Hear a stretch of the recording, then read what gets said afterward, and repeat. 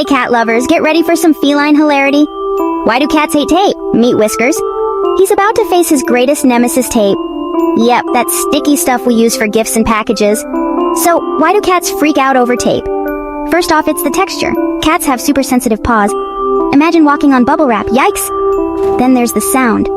That crinkle crackle noise is like nails on a chalkboard to them. Ever seen a cat's ears twitch? That's why. And lastly, the stickiness. Cats love to feel in control. When tape clings to their fur, they go full drama queen. So, the next time your kitty does the moonwalk after stepping on tape, remember, it's all about those quirky cat senses. Thanks for watching. Hit that like button if you love cats being hilarious.